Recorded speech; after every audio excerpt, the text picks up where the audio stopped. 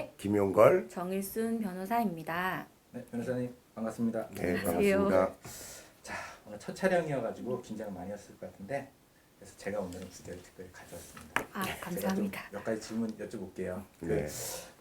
제 주변에도 이제 이혼하신 분들이 꽤 계시는데 이혼하실 때 가장 이제 그 고민 마시는 게 분할, 재산 분할인데 무조건 5대5다 이렇게들 많이 말씀을 하시거든요.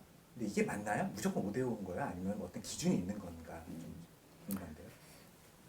제가 할까요? 네. 혼인 기간이 한 10년 정도, 한 8, 9, 10정 정도 되면 일방이 직업이 없이 가사일만 했다고 하더라도 5대5가 대부분 인정되는 것이 맞기는 합니다. 그런데 그 기간 동안에도 어느 한쪽이 너무 기울어지게 경제활동을 담당하였다거나 역으로 어느 한쪽이 너무 가정사를 돌보지 않고 가정경제를 파탄을 냈다거나 하면 10년이 됐어도 20년이 됐어도 꼭 5대5가 인정되는 것은 아니고요. 또 한 3년에서 5년 차에 또 많이 이혼 소송들을 하시기는 하는데 그때는 신혼이거든요. 그러니까 꼭 5대5가 인정되는 것은 아니고 신혼 초기에 어떤 사람이 더 많은 신혼 살림을 준비했는지, 뭐 신혼집을 준비했는지, 그리고 그 기간 동안의 생활을 누구의 수입으로 주되게 생활했는지에 따라서 6대4가 인정되는 경우도 있고 7대3이 인정되는 경우도 덜어 있습니다. 한 가지 요 말씀드리고 싶은 거는 이제 그러니까 결과적으로는 재산 분할이라고 하는 거는 재산 형성을 누가 얼마나 더 했느냐의 문제이기 때문에 거기서 중요한 부분은 실제적인 재산 그 취득 금액도 중요하지만 혼인 기간도 어느 정도는 있어야 상당 부분 5대5 정도로 갈 수 있다는 겁니다. 그래서 혼인 기간이 한 1, 2년 만에 이혼을 하시는 경우들은 사실상 재산 형성이 많이 될 리가 없기 때문에 그 재산 분할이 이루어지지 않을 수도 있습니다. 그럼 만약에 뭐 살다 보면은 빚이 생기잖아요. 아파트도 사고 하면 빚이 그렇죠. 생겨. 빚은 어떻게 처리가 되는 거예요? 빚도 나눠야죠.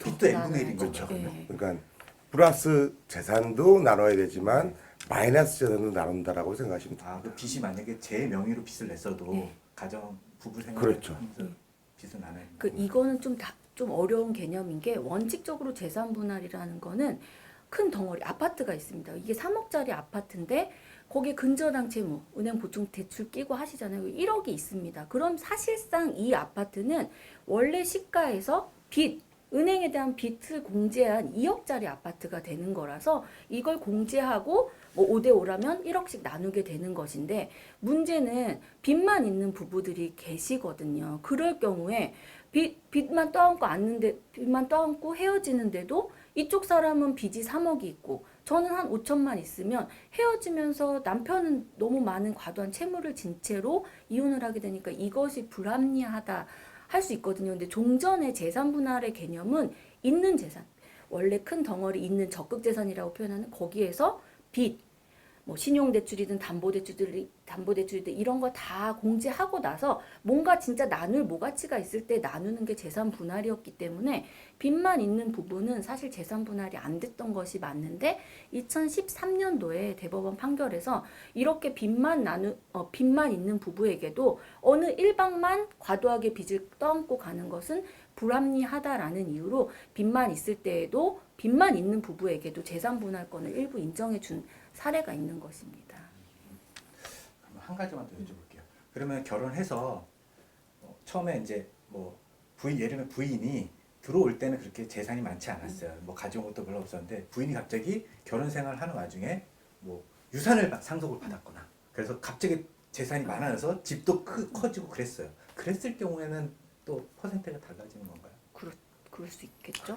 이제 그 부분은 이제 두 분이 사시면서 형성된 재산이 아니기 때문에 기본적으로는 이제 상속으로 받으신 재산은 기본적으로는 제외가 됩니다. 기본적으로 제외가 되지만 다만 그 상속받은 재산을 혼인 기간 중에 계속 유지하고 있는 것도 이제 기여라고 보기 때문에 다만 그 금액은 5대5로 나눈 게 아니라 뭐 2대8이나 1대9 이런 식으로 좀 조율이 되겠죠. 그런 부분들은.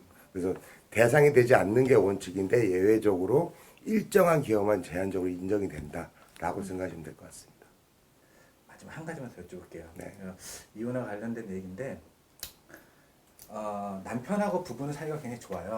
근데 이제 예를 들면 시부모나 처가 식구들 때문에 너무 못 사는 거예요. 그래서 어쩔 수 없이 갈라졌어요. 뭐 그래서 뭐 해가지고 그럴 경우에 남편한테는 위자료 청구 같은 걸 하고 싶지 않은데 예를 들자면은 뭐 시부모한테 청구하거나 그렇게도 할 수 있는 건가요? 할 수 있죠. 할 수 있는. 예. 저희가 남편과의 혼인 관계가 상간 불륜으로 인해서 파탄이 될 때도 상간녀, 상간남에게 손해배상 청구를 할 수 있는 것처럼 혼인 생활의 파탄에 주된 책임이 뭐 시부모님이나 장인, 장모님께 있다면 그쪽한테도 청구할 수 있는 것이 원칙인데 실제적으로 상간녀 외에 뭐 그런 시부모님이나 장모님 뭐 이런 상대로 소송을 하는 경우는 극히 드문 것 같습니다. 근데 대부분의 이혼 사유에는 포함은 되죠. 고부 갈등, 장서 갈등 뭐 이런 것이. 그렇죠. 예.